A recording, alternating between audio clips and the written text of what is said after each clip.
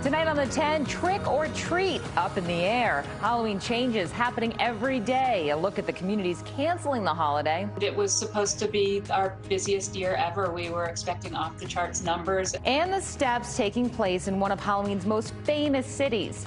Plus, how your family can be scary and safe. People are coming up with fun and creative ways to celebrate Halloween and be within their community in a safe way. The 10 on NECN starts now.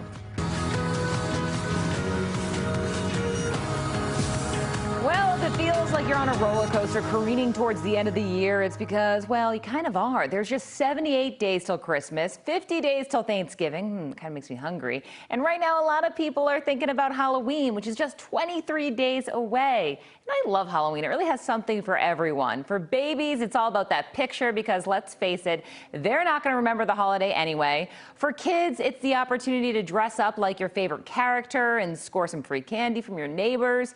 For adults, it's either passing out candy or going to a party, but in 2020, parties are a no-no and trick-or-treating is a maybe. And let's face it, babies are the lucky ones because who wants to remember 2020 anyway? Am I right? Well, that is our starting point tonight. Tonight, we're diving deep into Halloween with more and more cities and towns revealing their Halloween plans. We're getting a better idea of what it could look like in what may be the scariest year of all.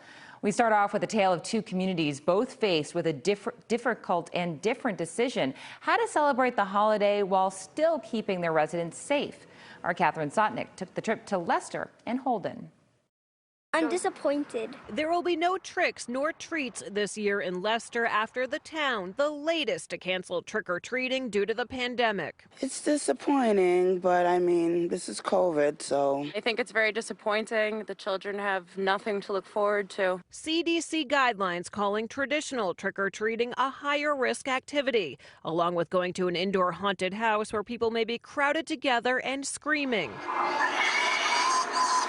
But for other communities, Halloween is still very much a go, including Holden, which issued guidance. They say to stay socially distanced and to utilize one-way trick-or-treating by putting a table out with a bowl of candy and then waving to the kids behind the door. We usually just go around our street. We've got a very small street, great neighbors, so I'm sure that we'll just stick to that. Governor Baker says it's up to the communities to decide what they'll do. And the reason we're not canceling Halloween is because that would have turned into thousands of indoor Halloween parties, which would have been a heck of a lot worse. The CDC says lower risk activities include carving or decorating pumpkins outside or having a virtual Halloween contest. Moderate risk includes having a small group outdoors with an open-air costume parade and costume parties outdoors where masks are used. For Gabrielle Johnson-Martin and her son, they're going to stay inside. We've got other plans, though. We're going to watch some movies and eat candy and popcorn and maybe some pizza.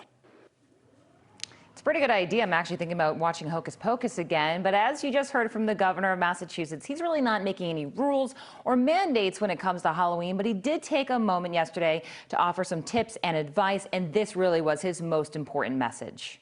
I've heard from many people who've been invited to these is that indoor Halloween parties are a really bad idea. We've said many, many times, based on the advice and the guidance of so many, that outdoor is better than indoor. And in Rhode Island, Governor Gina Raimondo delivering a strong message for college kids as well. Here's what she had to say last week to all the students just thinking about that costume party. Particularly college students. I know this is a big time for partying, Halloween costume parties. Don't do it. Don't even try it. We will bust your party. We will fine everybody $500. Don't even think about it.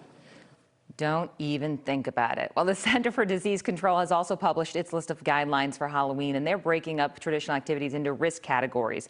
They've identified carving a jack-o'-lantern as a great low-risk activity that's usually done at home with immediate family. And to make it even safer, consider battery-operated candles instead of actual candles. You can also decorate your home and challenge your neighborhood to a decorating contest. Add some lights in there, too. Break out the holiday lights a little early, right? Finally, how about a virtual Halloween party where you can get dressed up in costumes and hang out via Zoom? I know it's not as good as the real thing, but it's a lot safer, and all of those activities are considered low risk. And then there's the moderate risk activities, which depend on how many people you include and where you go. Take this one, for example, a one-way trick or treat. You can coordinate with neighbors and leave individually wrapped goodie bags lined at the end of their driveways for people to go and grab them. It's a great idea. It limits the amount of touching and grabbing of all those candy, bowls and people coming face to face.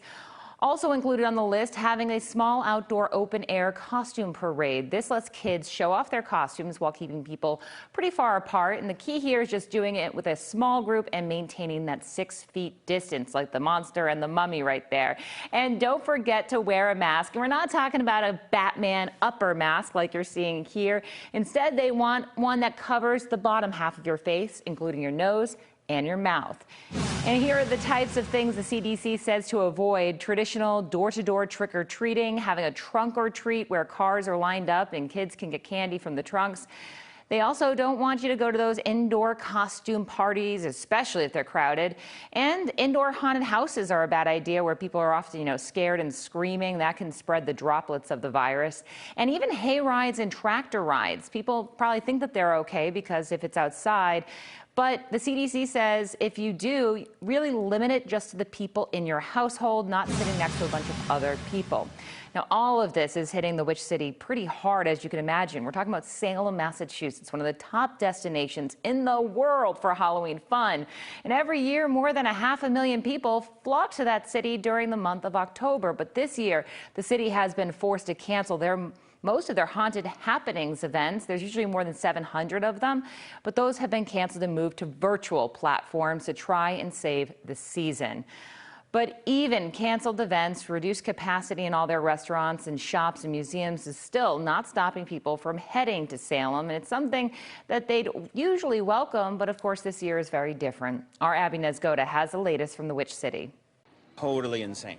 Like it's like a madhouse. If you've ever been to Salem in October, then you know exactly what store owner Rob Fitz is talking about. October is the biggest month all year. It basically covers us for the rest of the year. But the very crowds his and other businesses need to survive are scary when you're in the middle of a public health crisis. I'm very uneasy. With fall weekends getting busier, Salem's Mayor Kim Driscoll is sounding the alarm now. She says if you don't already have reservations, you should consider coming next year instead. We're actually surprised that so many people are traveling during a pandemic. If you do plan on coming, masks are mandatory. And if you're staying at a hotel, so is filling out Salem's travel form. The city also launched a new online crowd monitoring tool that they hope day trippers will check out beforehand.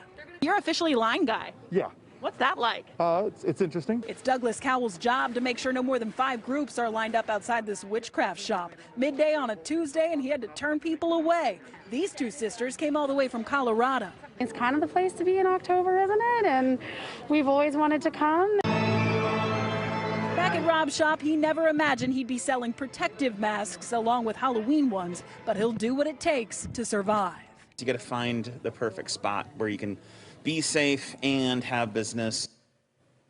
Now, this was supposed to be Salem's busiest and potentially most lucrative year ever, with 5 full weekends and a full moon on October 31st. Tourists from around the world were expected to descend upon Salem. And on a usual year, tourism brings in about $100 million to Salem, with 30% of that coming just in the month of October alone.